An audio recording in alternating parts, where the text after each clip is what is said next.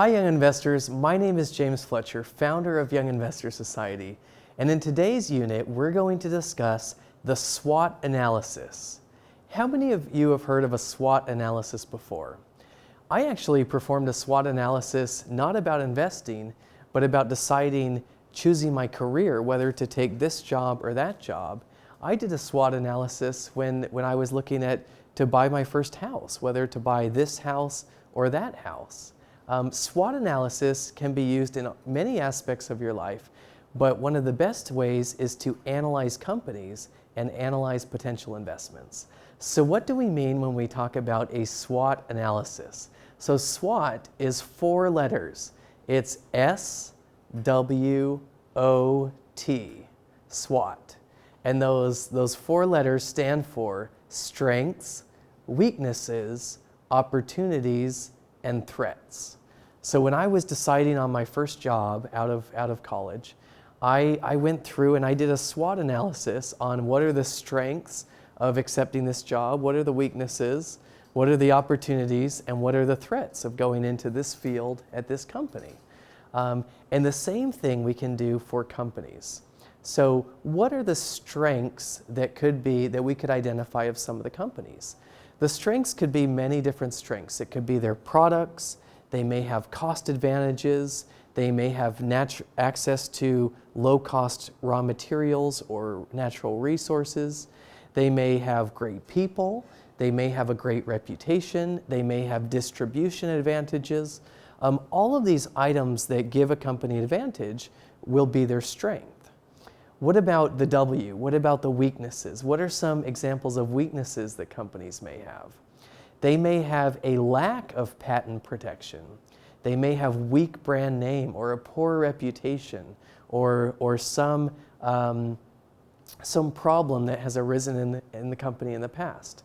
They may have high employee turnover, so high churn of employees leaving the company.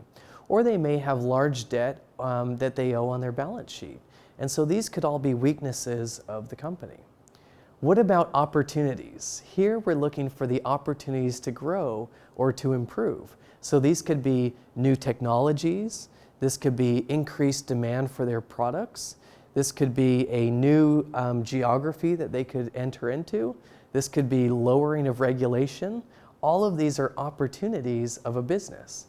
And the last one is threats. And this is what could go wrong to impair this business in the future. So this could be tariffs or regulatory changes. This could be substitute products that take away the market share or compete with the business. This could be shifts in consumer tastes. This could be lots of items that could change the industry and make it less attractive for you as a business. So let's start with an example. Let's assume, let's take the example of the imaginary Matt's bike shop. So Matt has one bike shop in his town, and he sells new bikes and he repairs these bikes, and he makes a great profit margin on his nice little business, and it's able to support him and his family and a couple of employees that work there.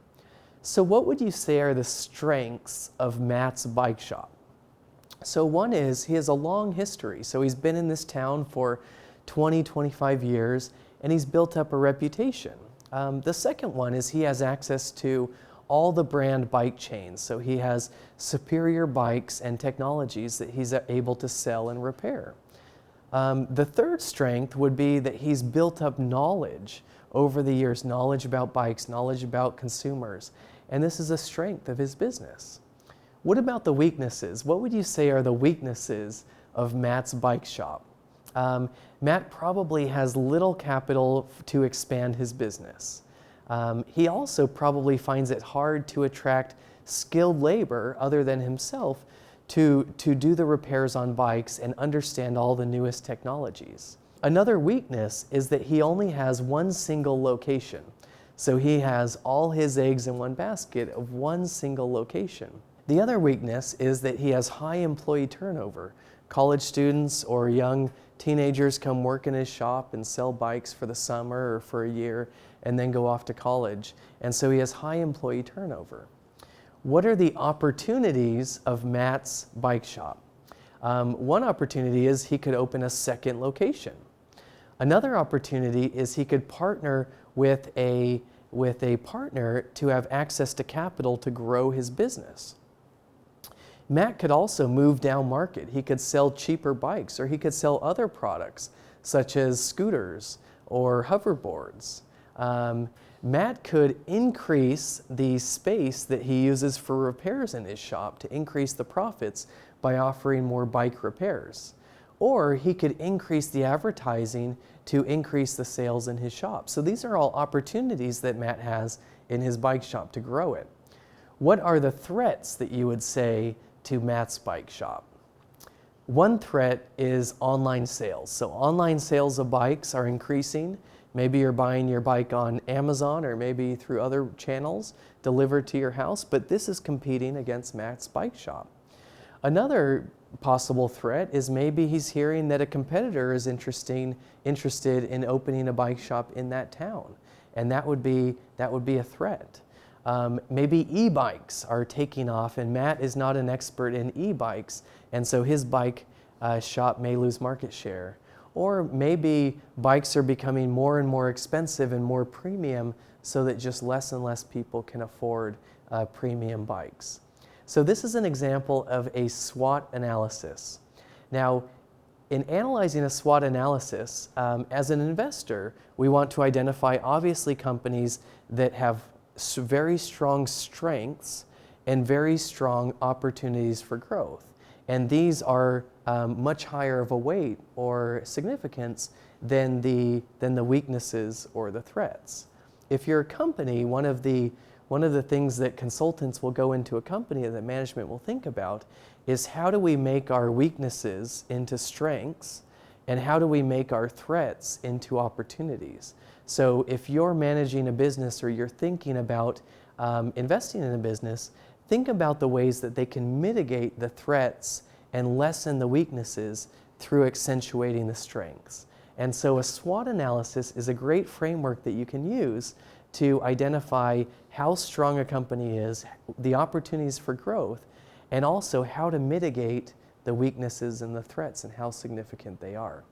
So next is our activity. So our activity on this is to go through 2 examples and go through the companies and try to identify the strengths, weaknesses, opportunities, and threats. And then think afterwards, would you invest in this company? Do the strengths and the opportunities outweigh the weaknesses and threats? I hope you enjoy it.